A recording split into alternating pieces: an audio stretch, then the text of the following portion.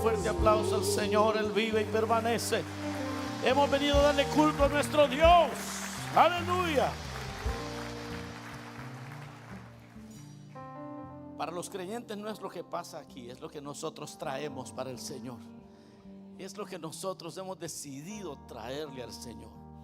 Por eso el que viene a buscar de Dios, el que trae culto al Señor, se goza siempre. Se goza siempre. Bienvenidos todos los que están conectados también, bienvenidos. Antes de ir a la palabra, solo recordarles, hermanos, que este domingo es el último día para pagar lo del retiro de parejas. Y ya 2 semanas después nos vamos, hermanos, para el Convention Center de Los Ángeles. Esto va a estar bastante interesante. Ya me contaron de hermanos que han hecho todo un programa para pasarla súper bien. Así que dichosa la esposa que tiene un esposo ahí que ha planeado bonito esto, ¿verdad? O el esposo también, que la esposa se le adelanta, se casó con una Abigail, aleluya. Sí, con una mujer que se adelanta y que prepara. Bueno, gloria a Dios por esas parejas. Y si los dos son así, qué maravilla. El retiro va a estar muy, muy precioso.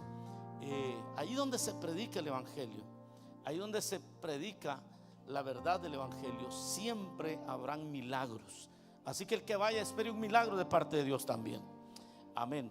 También continuamos con el ayuno, hermanos. Hoy no los veo muy gozosos a ustedes, no sé por qué. Deberían de estar felices, gozosos. Continuamos. Hoy fue el día número 9. Mañana ya estaremos casi a la mitad de estos 21 días. Si usted no comenzó y dice, me estoy animando, puede comenzar mañana. Puede comenzar mañana. Y si usted es de los que dicen, no, hermano, yo no tengo muchas necesidades actualmente, y el ayuno en la Biblia aparece solamente en momentos críticos, hasta de amenaza de muerte, entonces ayunaban. Pero cuando Dios nos invita a nosotros a orar, puede estar segura, mi hermana, que es también porque Dios quiere hacer algo con nosotros. Cuando Dios le dijo a los discípulos, quédense en Jerusalén, no se vayan, los estaba invitando a tener intimidad, los estaba invitando a estar con Él. Pero no era porque iba a venir algo terrible, no, era porque les estaba preparando. Diga conmigo, preparando. Es que Dios iba a sanar a un cojo después, y luego iba a salvar a 5,000, y luego Dios iba a hacer cosas extraordinarias por mano de los apóstoles. Así que cuando Él te invita a buscarles, porque también quiere usarte. Ese amén no se le cree a nadie. Cuando Dios te llama a buscarle, no es porque viene una gran desgracia, es que ayunen y oren porque vienen cosas graves, y la gente se pone a orar y ayunar. Pero nunca oramos y ayunamos porque Dios nos va a usar. Y cuando Dios, si todo está bien, y si todo está bien y te dice, quiero que me busques, y tú dices, no, pues yo estoy bien, pues quizás quiere hacer algo extraordinario. Yo lo creo, yo eso lo creo. Yo no sé si usted lo cree, yo creo que Dios quiere hacer cosas extraordinarias. Bueno, vamos a leer la palabra del Señor. Póngase de pie un momento. Queremos leer en Éxodo capítulo 20. Éxodo 20 vamos a estar leyendo. Y de ese capítulo 20 de Éxodo vamos a leer el verso 18, 20, bueno, del 18 al 20, 18, 19, 20. Cuando lo tengamos, damos un amén fuerte, hermanos. Dice la palabra del Señor, Éxodo 20, 18. Todo el pueblo observaba el estruendo y los relámpagos y el sonido de la bocina y el monte que humeaba, y viéndolo el pueblo temblaron y se pusieron de lejos y dijeron a Moisés, habla tú con nosotros y nosotros oiremos, pero no hable Dios con nosotros para que no muramos. Y Moisés respondió al pueblo, no temáis, porque para probaros vino Dios, y para que su temor esté delante de vosotros, para que no pequéis. Amén. Oremos al Señor. Padre nuestro que estás en los cielos, Señor, gracias te damos por tu palabra que este día abrimos, Señor, para saber lo que tú tienes para nosotros. Señor, envíanos hoy tu palabra.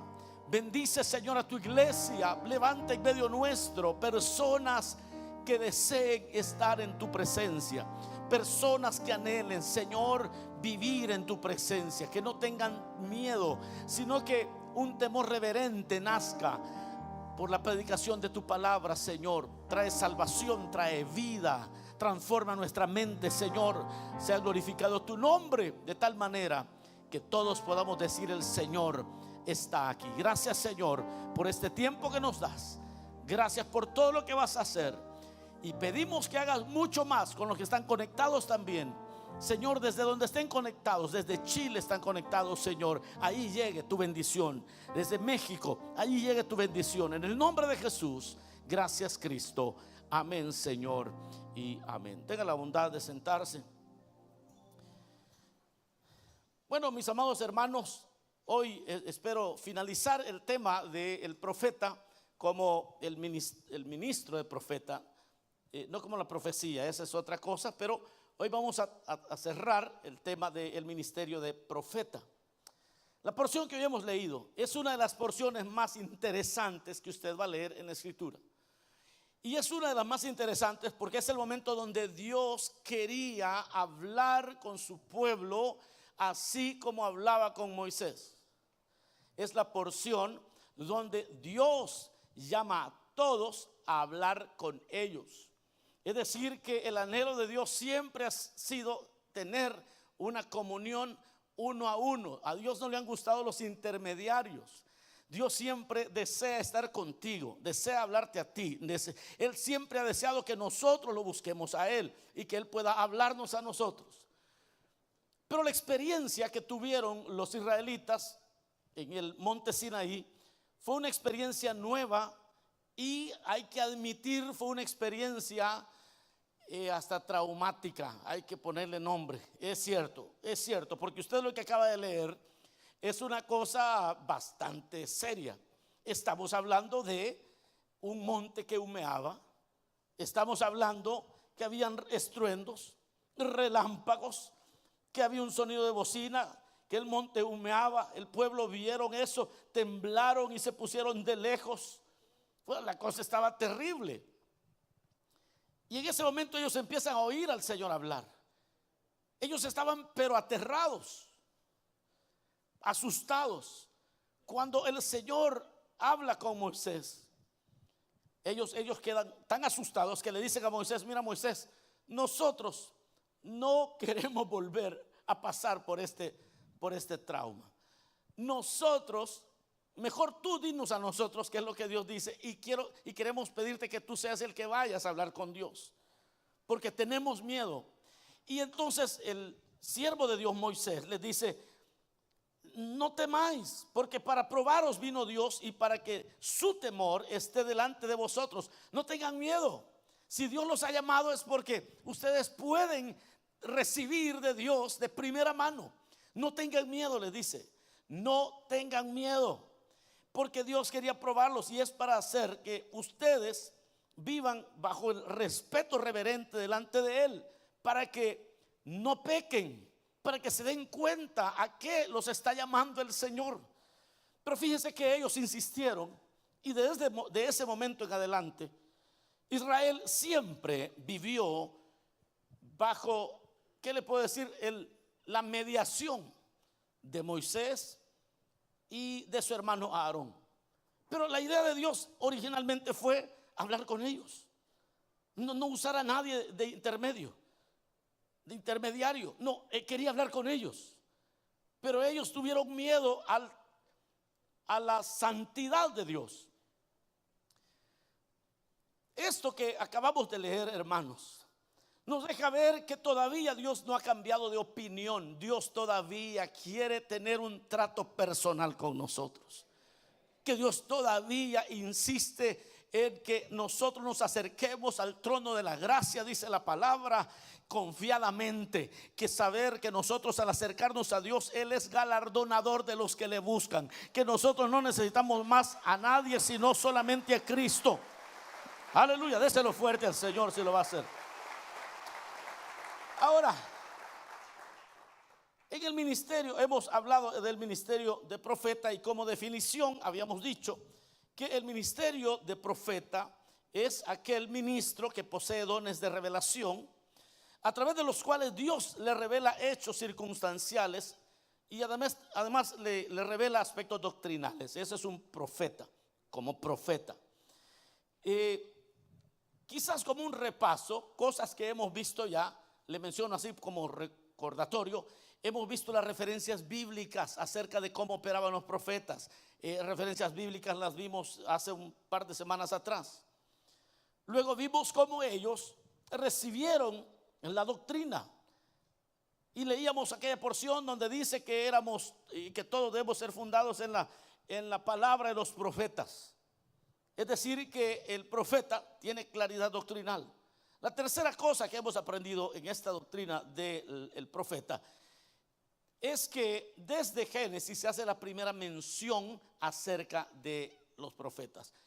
Porque de Abraham se dijo: Abraham orará por ti porque es profeta. La primera vez que Dios introduce la idea de profeta. ¿Cómo comenzó a operar? También decíamos que empezó a operar de la manera que Moisés operaba. Todos los demás profetas operaban de acuerdo a cómo Moisés lo había hecho. La quinta cosa que hemos aprendido es que el profeta no solamente predice, sino que también proclama. ¿Se recuerdan de eso? No solamente anuncia, no hace predicciones solamente, sino que proclama. Hay momentos donde el profeta no te va a decir qué va a pasar en 10 años o en 5 años o la próxima semana. No te va a declarar tu propósito. Quizás solamente va a declarar o va a proclamar el mensaje que Dios quiere. Y la última vez estuvimos hablando de las diferencias entre los profetas del Antiguo Testamento y del Nuevo Testamento. Como repaso lo digo, en el Antiguo Testamento su oficio fue de carácter nacional. En el Nuevo Testamento su oficio es de carácter local. ¿De acuerdo? ¿Eso se recuerdan todavía? Ok. La segunda diferencia es que en el Antiguo Testamento escribían los oráculos, lo que Dios les hablaba. Toma el libro, escribe. En el Nuevo Testamento los profetas no añaden al canon bíblico. Ellos no le añaden a la Biblia. No es como que Dios me reveló otro libro, ¿verdad? Porque soy profeta. Tal cosa en el Nuevo Testamento no aparece. Otra de las diferencias que hablábamos la última vez fue que su ministerio en el Antiguo Testamento era dirigido a la nación, y en el Nuevo Testamento su ministerio está dirigido al cuerpo de Cristo. No a la nación, al cuerpo de Cristo. Y la cuarta cosa que aprendimos ese día fue que el profeta ungía reyes. En el Antiguo Testamento ungía reyes. En el Nuevo Testamento el profeta activa ministros, pero no está orando por los reyes. ¿De acuerdo? Esto fue como un repaso, hermano, ha sido un repaso de lo que hemos aprendido anteriormente. Hoy, mis amados, quisiera cerrar esta enseñanza con algunos puntos que creo que son determinantes para que aquellos que Dios vaya a usar, que Dios nos quiere usar a todos todavía. Dios nos quiere usar a todos todavía, dije. No sé si quiere que usted también quiere ser usado por Dios. Pues eso es lo que hemos estado leyendo hoy. Bueno, queremos ver algunas cosas puntuales. Y es dónde termina el ministerio profético veterotestamentario, es decir, el Antiguo Testamento. ¿Dónde termina? En la Biblia aparece el récord de que el ministerio de profeta estilo Antiguo Testamento terminó con Juan el Bautista. Él fue el último.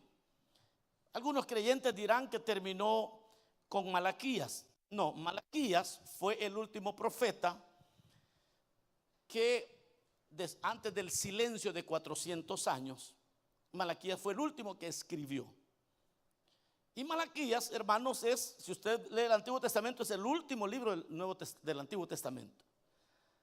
Ahora, el silencio de Dios en tiempos de Malaquías fue un trato donde Dios queda callado, no envía más profetas. Curiosamente, cuando los profetas de Dios callaron y Dios ya no habló, Es donde nacieron los grandes filósofos griegos. Se recuerda después de Alejandro, donde los griegos conquistan la mayoría de los países de la época, y de ahí nacen los grandes filósofos. Platón, es en la época de Aristóteles, son ellos los que empiezan a permear a la humanidad con su filosofía. Dios se quedó callado y surgen los filósofos. Después de eso pasa 300, en el 325 por lo menos, antes de Cristo, 200 años antes de Cristo, es donde el apogeo de los griegos llega, pero a su máxima expresión, hasta que llegan los romanos. Y entonces a eso se le conoce la cultura greco-romana, porque es los romanos usando la filosofía de los griegos, se une y ahora tenemos ese concepto greco-romano. Llegó a ser tal la influencia de Grecia en el pueblo hebreo que para los tiempos, bueno, llegó un momento donde ya se había traducido la Biblia por primera vez, se había traducido el Antiguo Testamento. A la primera traducción del Antiguo Testamento al griego se le llamó la Septuaginta. Y usted puede conseguir récord de eso, la Septuaginta. Pero yo me detengo. Cuando tú no hablas, otros comienzan a hablar. Si tú te callas, otros van a querer sembrar mentira. Si los padres nos quedamos callados, los maestros van a educar a los niños. Si nosotros nos quedamos callados de las verdades de Dios, otro va a estar educando a tu esposo, a tu esposa. Por eso la iglesia no puede callar lo que hemos visto y lo que hemos oído. Eso es lo que quiero dejarle también en el corazón. Usted no se puede quedar callado. A veces los hijos vienen con preguntas de high school, ¿verdad? Cuando están en la high school o en college, ellos vienen con preguntas. Ellos traen sus preguntas. Y a veces uno dice, pregúntale al pastor. Hermano, busque Google usted, hombre. Aleluya. Pregunte usted. Mire, le cuento mi testimonio. A mí me enviaron al ministerio, así como aquel que cuando cruzó el río, al otro lado un río lleno de cocodrilos y de animales que lo podían matar. Y cuando llega al otro lado, el tipo lo están entrevistando y dice, qué valiente, qué valiente. ¿Y cómo se cruzó usted este río infestado de pirañas y de animales salvajes? Y él dice, no, ¿y cómo que valiente? Yo quiero saber quién me empujó, dijo él. Pues ese soy yo. Yo un domingo estaba sentado, así como está sentado usted aquí, y el pastor dijo, bueno, el hermano que va a ir allá resida es el hermano fulano de tal. Y yo dije, ¿cómo? ¿Yo? Sí, usted. Y de una semana para otra ya llegaba la gente a preguntarme, me hacían unas preguntas, hermano, de toda clase de preguntas teológicas, de la vida cotidiana, de matrimonio, de crianza de hijos. Y hoy llegaban y me decían, pastor, ¿qué piensa de cómo hago con este problema con mi hijo? Y yo le decía, a todos les decía, primero vamos a estar orando y la otra semana les traigo la respuesta. Así comencé con esto, hermano. Y me pasaba toda la semana, me iba a comprar libros de crianza de hijos. Yo los de Dobson todos me los conozco. Y empecé a agarrar libros de una cosa, libros de otra, libros, hermano, a leer. Y después de una semana ya llegaba yo como que ser el gran pastorazo, mano. Y ya llevaba la respuesta. No, de repente llegaba otro que me decía, pastor, fíjese que soy varón, pero fíjese que me siento a veces inclinaciones homosexuales. Santo Dios, decía yo. Y empecé a leer del tema, hermano, y una cosa tremenda. Y en la otra semana ven, le decía. Y ahí empezaba a aconsejar y el Señor se glorificaba, porque el Señor es así. Pero vea lo que le estoy diciendo. Cómo el Señor en su misericordia me permitía ir aconsejando, hermanos, todo asustado. Después fui agarrando ya una formación teológica un poquito más ordenada y pues todavía sigo aprendiendo. Pero el punto es que usted no le puede decir a su hijo, va a hablar con fulano, hable con el pastor. No, a usted Dios también le quiere hablar. Usted también puede tener la respuesta. Usted también, déselo fuerte al Señor. Ahora, decíamos, ¿dónde termina el ministerio profético del Antiguo Testamento? Con Juan el Bautista. San Mateo capítulo 11 verso 13 dice: porque todos los profetas y la ley profetizaron hasta Juan el Bautista. Y realmente el Señor dice que esta línea de profetas, como operaban en el Antiguo Testamento, o que se ven en el Antiguo Testamento, ellos hacen la promesa de que va a venir uno más grande, más excelso. Y cuando llega Juan el Bautista, que es el mayor de todos los profetas, él fue el que dijo: he aquí el Cordero de Dios que quita el pecado del mundo. Que el Señor pues es profeta también. Pero también vamos a ver que Jesús dio testimonio de Juan en San Mateo 11:11. San Mateo 11:11 dice: de cierto os digo, entre los que nacen de mujer no se ha levantado otro mayor que Juan el Bautista. Queda claro que llegan los profetas del Antiguo Testamento hasta Juan. Ahora, la línea profética del Antiguo Testamento llegó hasta Juan, pero no el espíritu de la profecía. El espíritu de la profecía es Cristo. Es decir, por eso es que no termina. Lo que terminó con Juan fueron los profetas del Antiguo Testamento. Apocalipsis 19:10, en la segunda parte dice: porque el testimonio de Jesús es el espíritu de la profecía. La última parte, mira lo que dice: porque el testimonio de Jesús es el espíritu de la profecía. Entonces, el espíritu de la profecía no ha terminado. El estilo de ungir reyes, que ya mencioné, es lo que terminó. Bueno, hemos visto hasta dónde llega. Ahora veamos el llamado de un ministro profeta. ¿Cómo es el llamado? Bueno, el llamado lo da Dios. ¿Quién lo da, hermanos? Entonces todos decimos eso y pensamos que entendemos qué estamos diciendo. Sin embargo, cuando la Biblia dice que Él mismo concedió a unos ser apóstoles en Efesios 4:11, ¿a qué se está refiriendo? Que Dios es el que le dio a unos ser profetas, a otros apóstoles. ¿A qué se refiere? Se refiere, hermanos, que Dios es el que despierta a sus siervos y los llama. Que no es la votación de una iglesia. Que no es que muchos hermanos le dijeron: mire usted, ¿y por qué no se pone usted de pastor? Lo seguimos, hombre. Usted sea profeta nuestro. No es una cuestión democrática. Es Dios el que establece a sus siervos. Es Dios el que los levanta. Es Dios el que los llama. Él es el que los inquieta.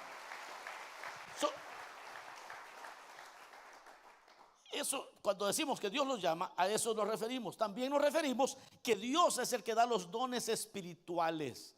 Porque los dones de palabra de ciencia, palabra de sabiduría y discernimiento de espíritu son dones que el Espíritu da a sus siervos. Entonces, Dios llama a sus siervos significa eso, que es el que inquieta los corazones, es el que mueve a sus siervos, despierta a sus siervos y los llama. Y en segundo lugar, les da dones espirituales. Y la tercera cosa, cuando decimos que Dios es el que los llama, es que Dios les da experiencias que confirman su llamado. Dios va dando experiencias que confirman su llamado. ¿Cuántos hemos tenido experiencias con Dios aquí, hermanos? No todos, ¿verdad? Pero qué bueno que hay algunos que hemos tenido experiencias, que usted oró y el Señor respondió y usted se sintió amado por Dios. Y usted se sintió especial por Dios. Y usted sabe que no es perfecto y Dios tuvo misericordia de usted y le ayudó. Y eso es una maravilla, saber que Dios camina con usted, que Dios camina con nosotros. Qué maravilloso. Aquí estamos lejos de ser perfectos, a menos que haya uno por ahí. Pero si alguien piensa que es perfecto, lo llevamos hoy mismo en la noche al White Memorial. Porque los que no entienden la referencia, búsquenla, pero cuando salgan. Sí, necesitamos hospitalizarlo, ¿verdad? Porque no estamos perfectos aquí, pero honramos a Dios con lo que podemos y servimos al Señor. Y cuando clamamos, Él nos oye y vamos teniendo experiencias con Dios. Y eso nos da seguridad. Y a los siervos de Dios es así como Dios les va dando experiencias para confirmar su llamado. Para confirmar su llamado. Me decía una hermana que ella está comenzando un proceso de noviazgo Y entonces el joven con quien ella está empezando este proceso, pues se dio cuenta que va a necesitar ganar otro poquito más. Eso sí fue feo, ¿verdad? Pero el detalle es que el día que empezó el ayuno, parte del ayuno, de las peticiones, era parte de eso, de la familia. Y comenzaron el ayuno. El siguiente día, cuando él pensaba ir a hablar con el dueño de la empresa, el dueño de la empresa lo manda a llamar. Y dice: mira, fíjate que me he fijado en ti, cómo eres, me he fijado cómo trabajas, te quiero entrenar para que logres más y quiero que llegues a esto y vas a ganar tanto. Ese muchacho se quedó así como boquiabierto de que él solo empezó el ayuno, comenzó a orar y no tuvo que ir a tocar la puerta, lo mandaron llamar. Déjeme le digo, cuando usted comienza a tener experiencias con Dios de esta naturaleza, usted siendo confirmado en que las decisiones que va tomando, va Dios con usted. No sé si usted está entendiendo este asunto. Bueno, en esto del ayuno he escuchado tantos testimonios de cómo Dios a los hermanos les está respondiendo de múltiples formas. Unos con sanidades, un hermano que estaban orando por la sanidad, por una cirugía que allá en su país a su hermano mayor tenían que hacerle una cirugía, pero allá son muy tardados. Allá cuando la cirugía llega ya está enterrado la persona que estaba enferma. ¿Me entiende? Algo así. Países que a veces el sistema de salud, el Ministerio de Salud no es lo mejor. Y esta persona pues estaba esperando que lo pusieran en la lista, o ya lo habían puesto en la lista, pero la lista muy larga. Y comienza el ayuno y a los 2-3 días viene un hermano y me dice: hermano, ha pasado algo que es insólito. ¿Y qué pasó? Llamaron a mi hermano, mañana lo operan. Esto no sabemos cómo pasó. No sabemos, él no tiene influencias como hay en nuestros países, que si usted conoce al jefe del hospital de no sé dónde, quizás que lo metan, ¿verdad? Me dice: no, él es un ciudadano común y corriente. Yo creo que Dios va con nosotros, me dijo. Es que a los que Dios llama le da experiencias que le afirman que son llamados por Dios. Ahora, el otro elemento en este punto de que somos llamados por Dios es que esto quede claro para todos aquí, que los ministros nos debemos exclusivamente a Dios y no a la gente. Los ministros nos debemos exclusivamente a Dios. Dios nos respalda muchas veces y Dios va con nosotros, y las personas llegan a recibir la palabra, otros son sanados, los hogares son restaurados, cosas maravillosas suceden, y entonces uno empieza a sentir el cariño de las personas. Y uno puede caer en el error de Saúl, donde Saúl decía: ya Dios no me importa lo que Dios pida, lo que pida la gente, decía. ¿No me está oyendo usted? En una ocasión Saúl quería ofrecer un sacrificio. El profeta no llegó a tiempo, o por lo menos se tardó 7 días. Ese no llegó media hora tarde. Llegó 7 días tarde a la cita. Y cuando el profeta llega, Saúl estaba terminando de ofrecer el sacrificio. Y le dice: Samuel, ¿qué has hecho? Le dice: es que la gente se me estaba desesperando. ¿Y que la gente te puso? Pues a ti te puso Dios, le dijo. Y por eso vas a perder tu reino.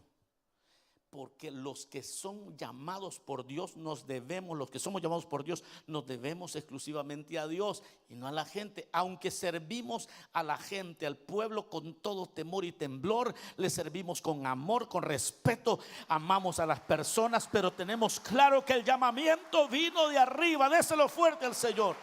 Aleluya. Ahora paso a otro punto importante, y esa es la activación profética. Eso lo vimos la última vez. Y es que se requiere que un profeta active a otro profeta. Se requiere que otro ministro sea quien active a aquel que ha de ser llamado como profeta. En Hechos capítulo 13, verso 1 y 2, encontramos la referencia bíblica. ¿Se recuerdan que Pablo Saulo era un hermano más? Y Bernabé también era un hermano más. Pero dice que, el verso 1 dice: había entonces en la iglesia que estaba en Antioquía profetas y ministros. Bueno, estos estaban ministrando al Señor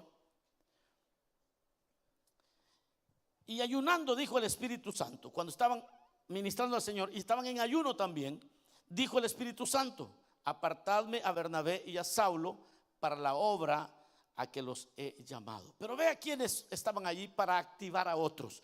Habían maestros, habían profetas. Se requiere de otro ministro para activar el ministerio profético o pastoral de otro hermano. No sé si me va siguiendo aquí todavía. Ahora, ¿y por qué es importante saber esto? Me va a decir, porque está fácil de entenderlo. No es tan fácil. Porque siempre van a haber personas que dicen: no, si a mí Dios me puso. ¿Y quién lo reconoció? ¿Qué otro ministro? No, nadie. Yo solito, porque a mí Dios me puso.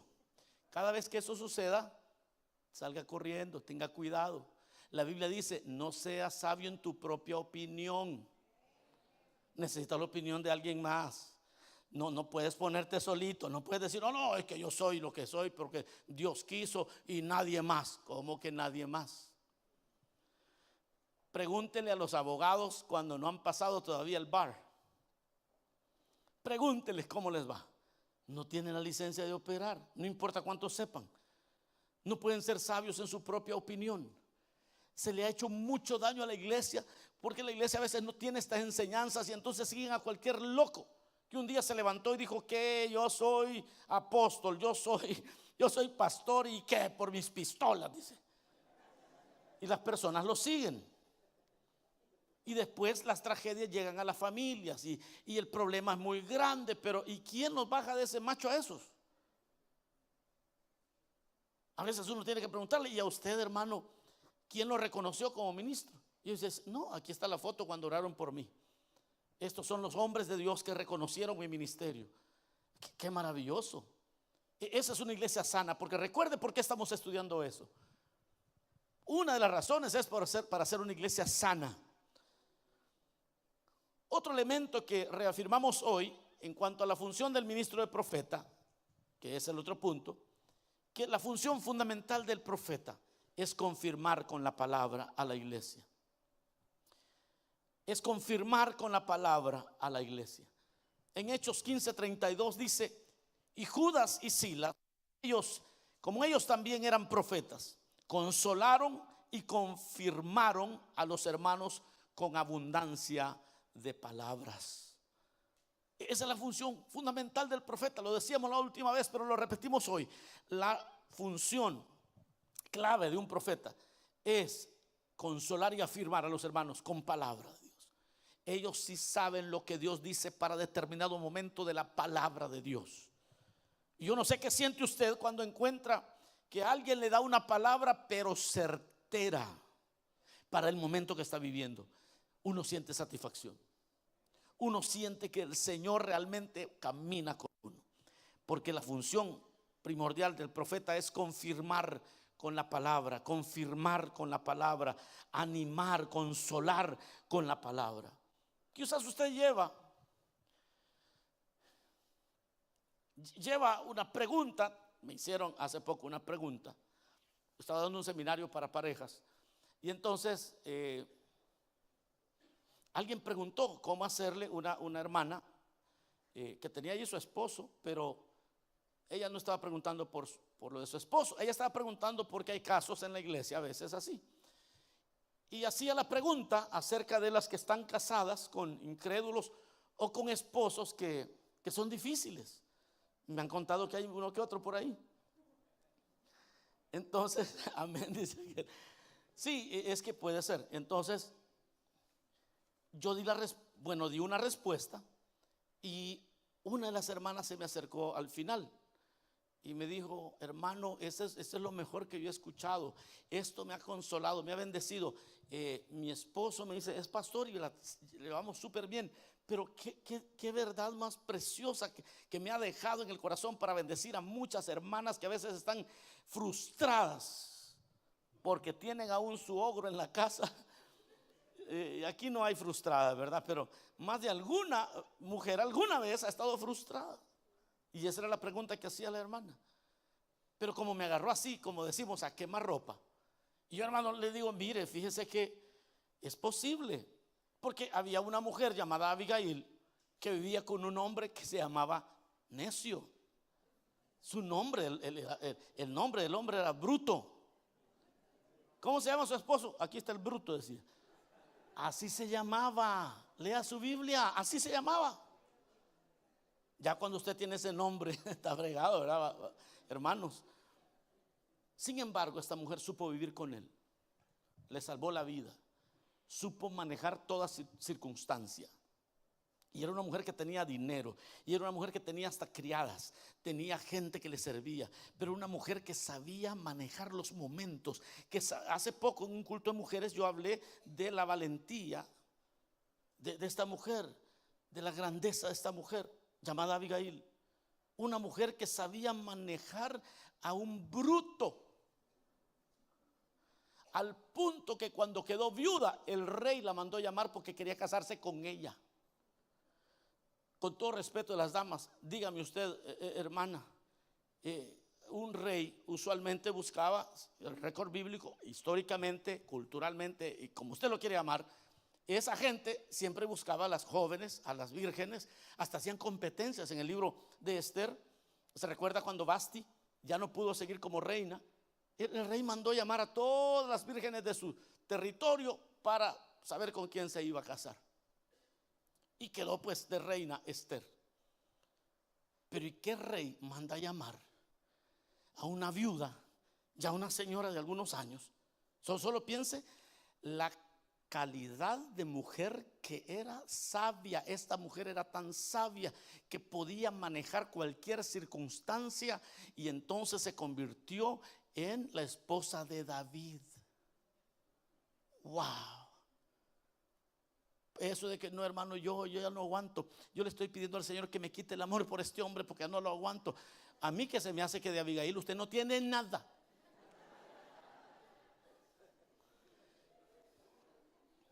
Y usted puede cambiar de marido, pero si no cambia su mentalidad, eso está muy difícil. Aleluya. Bueno, sigamos con lo del profeta porque se me están enojando las siervas aquí.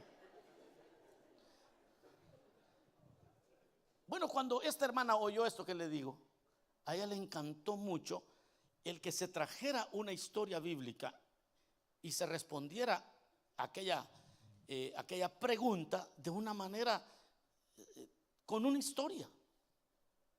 Y muchas hermanas quedaron inspiradas ahí. Porque parte del trabajo del profeta es eso: confirmar la palabra, consolar, confirmar a los hermanos con abundancia de palabra.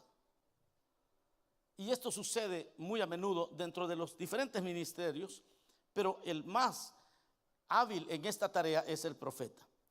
Ahora, los requisitos del ministro profeta son los mismos requisitos, mis amados, de todos los ministerios, de los 5 ministerios primarios. Los que están en 1 Timoteo 3 del 1 al 7, ustedes se conocen, no nos vamos a detener en esa parte, porque ahí dice que palabra fiel, si alguno anhela obispado, buena obra desea, pero es necesario que el obispo sea irreprensible, marido de una sola mujer, sobrio, prudente, decoroso, hospedador, apto para enseñar. Bueno, es una lista, y eso aplica para todos los ministerios primarios. ¿De acuerdo, hermanos? Otro elemento que vamos a dejar claro aquí es la evidencia de un ministro profeta. La evidencia. Pueden haber muchas, pero la más importante es que sus profecías se cumplen. Sus profecías se cumplen. Porque en el Antiguo Testamento hay una sentencia irrevocable que no deja márgenes a error. Deuteronomio 18:22, léalo conmigo. Dice lo siguiente: si el profeta hablare en nombre de Jehová y no se cumpliese lo que dijo, ni aconteciere es palabra, no es palabra que Jehová no ha hablado. Ese profeta no es mío, porque habló palabra que no se cumplió. Ahora, aquí tenemos un debate muy serio, porque hay profecías en la Biblia que aún no se cumplen, que se están cumpliendo. Entonces no podemos limitar la profecía de alguien a un tiempo de nuestro criterio, si no es a la voluntad de Dios. ¿Va conmigo? Sí, porque la de Jonás no se cumplió inmediatamente, se cumplió después. La de Isaías 53 no se cumplió inmediatamente, se cumplió 500 años después. Y muchas otras profecías se cumplían, pero pasaban varios años. Bueno, la de Daniel, hay una parte que no se ha cumplido todavía. La profecía se recuerda cuando él le dice a Nabucodonosor la sucesión de los reinos. El último reino no se ha cumplido aún. Por lo tanto, tenemos que entender cómo es que llegó el canon a nuestras manos. ¿Cómo es que llegó el canon a nuestras manos? ¿Cómo llega la Biblia a nuestras manos? Bueno, se tuvo que considerar los escritos de los profetas para saber quiénes de ellos profetizaron algo y se cumplió. A esos profetas fueron considerados como libros sagrados. Esos eran los profetas que se podía decir, estos son libros sagrados, y a eso se le llama el canon. Los libros que tienen buenas historias, que tienen historias de temor a Dios, pero que no cumplieron con el estándar para ser llamados libros sacros. A eso se le llaman apócrifos, le llamamos nosotros, ¿verdad? Los libros apócrifos, no hipócritas, apócrifos. Esos no lograron el estándar, esos no entraron al canon. Pero la medida para el canon era eso, que las profecías se habían cumplido, que ya había un récord de profecías que se habían cumplido. Las profecías entonces que no se cumplieron en los tiempos antiguos, luego se llegaron a cumplir, y otras que se están cumpliendo. Así que, hermanos, esa parte de que el profeta tiene que hablar y se cumple, esa está bastante difícil. Hay una profecía sobre David que no se ha cumplido, pero se va a cumplir, porque el Señor le dijo que uno de sus hijos iba a reinar para siempre, y ese es Jesucristo. Y en Jerusalén todavía no ha reinado para siempre. Pronto viene nuestro Señor a reinar a Jerusalén para siempre. ¿Cuánto duró o cuánto va a durar el ministerio del profeta?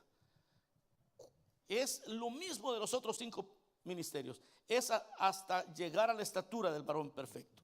Efesios 4:13 dice: hasta que todos lleguemos a la unidad de la fe y del conocimiento del Hijo de Dios, a un varón perfecto, a la medida de la estatura de la plenitud de Cristo. Hasta entonces, mientras vamos a necesitar y que el Señor levante profetas en medio nuestro. Y cierro con esto, cierro con Éxodo 20, lo que leímos. Mis amados hermanos, Dios está buscando todavía gente con quien hablar. Dios todavía está esperando que no le tengas miedo al llamado. Hay gente que se está acobardando en los últimos años. Dice: no, es que mucha responsabilidad. No, es que mucho dolor de cabeza. No, es que, mira, hermano, la gente, tantas cosas excusas que va poniendo. Pero dice: todo el pueblo observaba el estruendo y los relámpagos y el sonido de bocina y el monte que humeaba, y viéndolo el pueblo temblaron y se pusieron de lejos. Y se pusieron de lejos. Y Moisés les dice: no tengan miedo, no tengan miedo. Es cierto, hay que tener temor de Dios, hermanos. Es cierto, humea, el asunto a veces se pone bien difícil. Pero Dios quiere levantar profetas todavía en medio nuestro. Dios todavía quiere levantar gente que pueda tener comunión con Él. Ellos le dijeron a Moisés: habla tú con nosotros y nosotros oiremos, pero no hable Dios con nosotros. Mire qué terrible. Pastor, mejor usted ayune, mejor usted ore, mejor usted lea por nosotros y luego nos cuenta. Esa no es la visión de Dios. Así no se vale. No se trata que el líder ore por mí. ¿Y usted por qué no ora por usted? Si hoy la Biblia dice que el camino está abierto para que nosotros lleguemos al Señor, que nosotros oremos, clamemos, busquemos, llamemos, toquemos, que el Señor está. El Señor está esperando que su pueblo no tenga ese miedo, sino que nos acerquemos confiadamente. Pero ellos le dijeron a Moisés: habla tú con nosotros y nosotros oiremos, pero no hable Dios con nosotros. Qué cosa más terrible. Dios quiere hablarte a ti. Dios quiere hablarnos a todos. Nos quiere hablar por sueños, nos quiere hablar por visiones, nos quiere hablar por la Biblia, nos quiere hablar de diferentes maneras, pero en comunión con Él, en cercanía con Él. Él quiere hablar contigo. Él te busca. Él está siempre llamándote. Moisés le dijo: no tengan miedo, porque Dios solo quiso probarles. Quería probarlos para que el temor de Dios esté en ustedes, para que el temor de Dios esté delante de ustedes, para que no pequen, para que se den cuenta con quién están tratando. Es que si solamente oyes lo que tu pastor dice, qué bien que me vas a escuchar, qué bien que me vas a oír, pero no vas a tener el temor de Dios, porque solo vas a estar repitiendo lo que un pastor dijo, y vas a decir: el pastor dijo, y ese asunto no funciona. O sea, que honra, a mí me daría una honra que alguien dijera: no, hermano, yo voy a hacer, el pastor dijo. Ay, qué bien que usted dice: no, mi mamá me decía, mi papá me decía esto, yo lo voy a obedecer. Chévere. Pero otra cosa es que tú digas: no, yo no puedo hacer esto, es que Dios me dijo. Y cuando me lo dijo en un tiempo tan difícil que me da miedo deshonrar a ese Dios. El temor de Dios quería estar en ellos. Por eso le dijo: mire, hermano, le voy a poner un case in point aquí para que usted diga: fíjese que hay personas que cuando alguien falla, desechan todo lo que esa persona hizo. Si usted tiene un tío que era un buen hombre, un buen diácono, y de repente se fue con otra mujer, usted piensa que todo lo que su tío le dijo es puro cuento, puras mentiras. Hay gente que hasta el mundo se va, hermano. Hay gente que reniega de Dios y mejor se va al mundo. Y dicen: todos son unos hipócritas. ¿Por qué? Porque el temor que esa gente tenía era temor de hombre. Aprendieron lo que decía el tío, el que decía el primo. Aprendieron lo que la hermana decía, la prima decía, la comadre decía. Eso no produce temor en nadie. Te tiene que hablar Dios a ti por la Biblia, te lo tiene que decir a ti. Tienes que experimentarlo tú. Tienes que tener el temor de Dios en tu vida tú. Aleluya. Mire, aquí hemos hecho eventos en los convention centers, hacemos un montón, miles de personas para orar por personas que sin temor ahí. De repente sale uno por ahí que no le importó. No le importó. Uy, pero cuando Dios llama, Pablo decía: yo a ustedes, a los corintios, les he predicado con temor y temblor. Porque quien llamó a Pablo, lo llamó, le dijo: Saulo, ¿por qué me persigues? Y Saulo le dijo: ¿quién eres tú? ¿Quién eres, Señor? Yo soy Jesús a quien tú persigues, hermano. Desde ese día, y el Señor le dijo: dura cosa te es dar golpes contra un aguijón, te estás haciendo daño. Eso lo transformó a Saulo.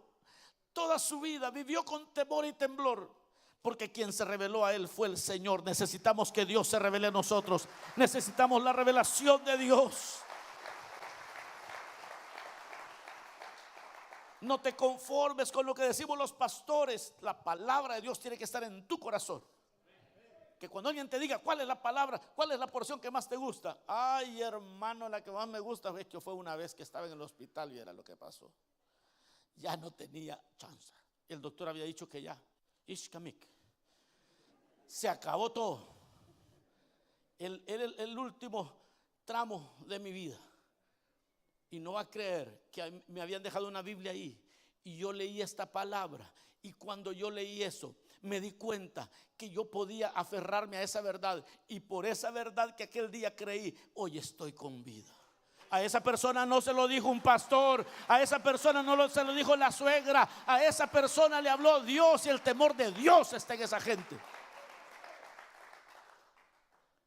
Qué bueno que los que seguimos a los pastores, seguimos por respeto a los líderes, excelente, hermanos, pero el plan de Dios nunca fue ese. El plan de Dios era hablarle al pueblo sin intermediarios. Yo les digo, no tengan temor, porque si Dios un día te estremece, es para que el temor de Dios esté en ti, para que no pequen. El deseo de Dios siempre ha sido tener cercanía con nosotros, y Cristo nos ha dado acceso al Padre. Vamos a orar un momento. Dígale: Señor, gracias por esta palabra que hoy nos has dado. Gracias, bendito Rey, porque nos hablas a tiempo y fuera de tiempo. Porque muchos estamos viviendo únicamente de lo que oímos de nuestros líderes. Pero tú quieres todavía hablar con nosotros. Quieres estremecernos con tu palabra. Quieres declararnos tu verdad. Todavía, Señor, tú anhelas tener comunión con nosotros. Y nos buscas y nos llamas para que estemos contigo. Y nos buscas en la mañana, nos buscas en las pruebas, en medio de las pruebas. Y cuando estamos llenos de bendiciones, también nos buscas. Señor, que podamos encontrarnos contigo, Señor. Despierta en medio nuestro hombres, aquellos que van a ser profetas, que ya son. Despiértales el corazón para estar contigo, para que tú declares tu verdad. Que no tengan miedo, a presentarse delante de ti. Que no tengan miedo a hablar tu palabra. Que tu temor esté en ellos.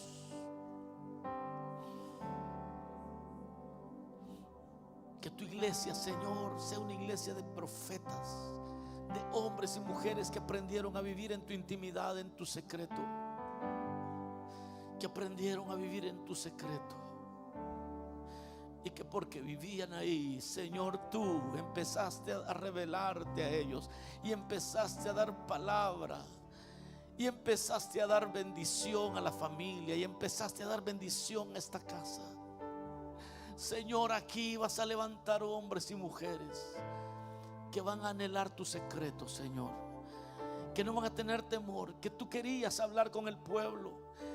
Y los truenos y el terremoto y todo lo que experimentaron era solamente para que tu temor estuviera en ellos. Si no fuera el temor de Moisés, sino que te temieran a ti, Señor.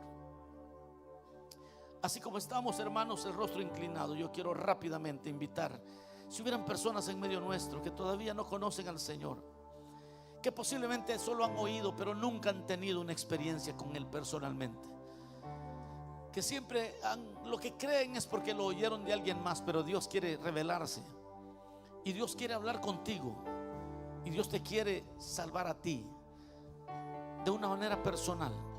Habrá alguien que necesite recibir a Cristo hoy. Vamos a orar por usted. O quizás se va a reconciliar usted. Hoy puede hacerlo también, porque se ha alejado, porque usted sabe que no está en comunión con Dios.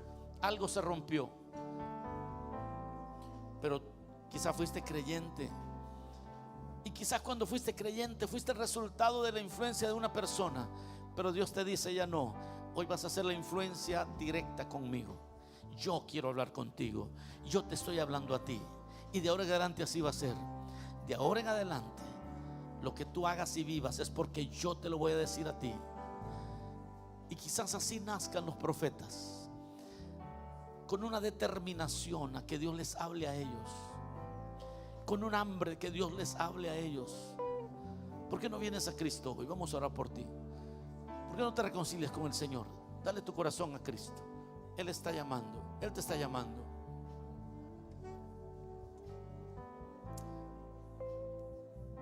Bueno, si no hay personas, si ya todos somos creyentes, no hay personas que todavía no conocen. Si somos creyentes, vamos a estar de pie y le vamos a decir al Señor: